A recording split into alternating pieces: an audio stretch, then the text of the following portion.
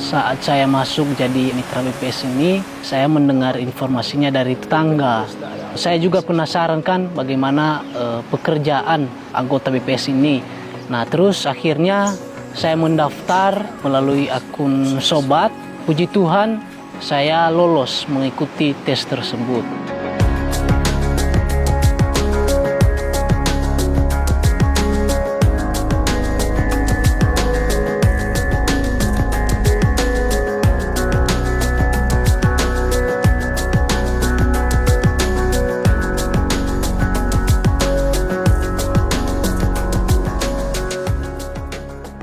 Setelah saya menjadi anggota BPS, di situ saya tahu bahwa pendataan ini bukan hanya di daratan, tetapi juga dilakukan pendataannya di kepulauan.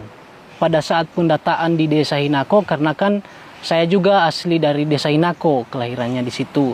Jadi tidak ada kendala pada saat pendataan tersebut. Hanya saja pada saat pendataan di luar pulau seperti Pulau Begi, Pulau Bausaloo, Pulau Bawah Sawah dan Pulau Asu, di situ ada kendala sedikit masalah transport karena menyeberang lautan ya melalui perahu.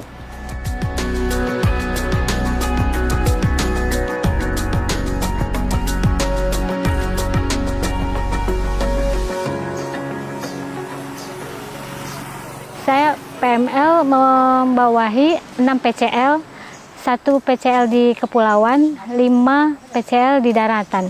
Semua berada di Kecamatan Sirombo. Kalau saya untuk berkoordinasi dengan PCL itu di saat dia ada jaringan, dia pasti menghubungi saya untuk mengatakan atau menyatakan ada kendala di lapangan, ada pertanyaan, solusinya apa. Di saat dia ada jaringan, baru kami berkomunikasi.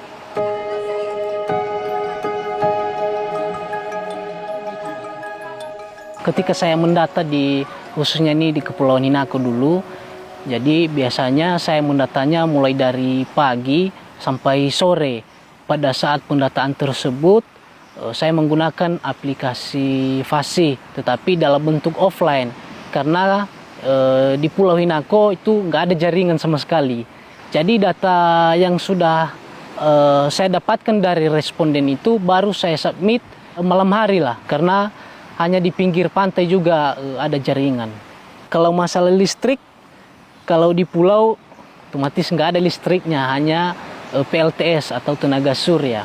Jadi biasanya kalau masalah baterai HP nih, kami menggunakan arus dari surya PLTS atau enggak dari powerbank lah.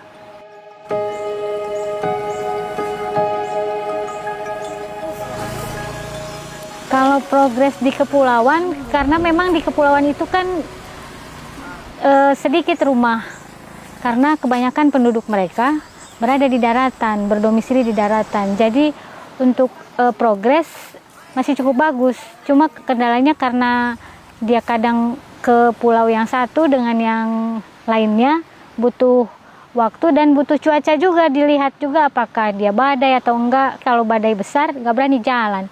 Baru setelah reda, baru dia bisa melanjutkan ke kepulauan lain.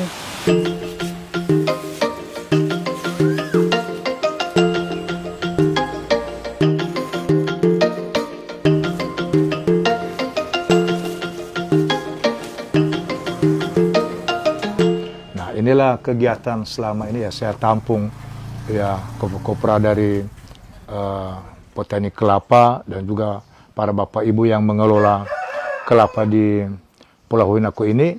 Ada dijual sama kita, ya kita beli sesuai dengan pasaran atau petunjuk dari pembelian dari Daratan Sirombo atau dari Gunung Stoli atau dari Teluk Dalam.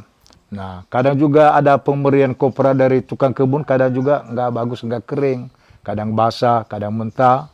Makanya tiap ada kopra masuk ke kita timbang dan kita selalu menjemur di sinar matahari, Pak, supaya kita dapat hasil yang ya memuaskan lah gitu istilahnya. Rata-rata bisa masuk juga ya 500 kilo atau 1 ton dalam 1 hari kita terima ke sini. Ya hasil-hasil kebun ya orang-orang Kepulauan Hinako ini lah, Pak. Ya.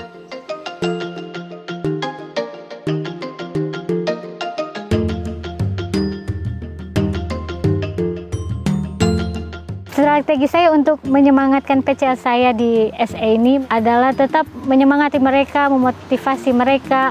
Saya mendampingi masing-masing PCL di hari yang berbeda.